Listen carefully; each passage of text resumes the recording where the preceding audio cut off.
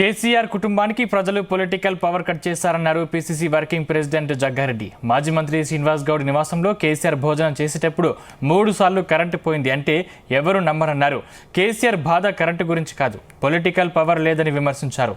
కేసీఆర్ సీఎంగా ఉన్నప్పుడు ప్రజలు గుర్తులేరు, కానీ ప్రతిపక్షంలోకి వచ్చాక ప్రజలు గుర్తొచ్చారా అని ప్రశ్నించారు. గత్యంతరం లేక కేసీఆర్ పార్లమెంట్ ఎన్నికల్లో ప్రచారం చేస్తున్నారని విమర్శించారు జగ్గారెడ్డి.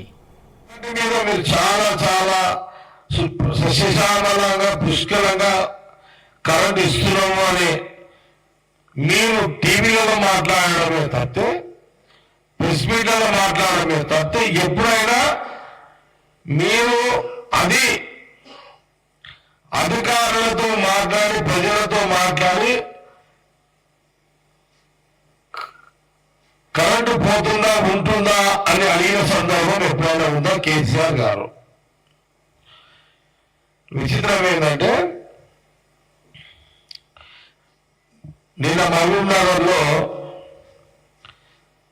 వాళ్ళ మాజీ మినిస్టర్ శ్రీనివాస్ గౌడ్ ఇంట్లో బస చేసినప్పుడు ఆయన తినేటప్పుడు 3 సార్లు కరెంటు పోయిందని ఆయన ప్రెస్ మీట్ పెట్టిండు. ప్రెస్ అని చెప్పిండు. నేను అసలు రైతుల కష్టాలు ఎట్లున్నాయో ఆయన ముఖ్యమంత్రిగా ఎప్పుడైనా ముఖ్యమంత్రిగా కరెంటు కరెక్ట్గా అందుతుందా లేదా అని రివ్యూ చేసిన సందర్భం ఎప్పుడైనా ఉందా? ఎప్పుడైనా ఉన్నదా?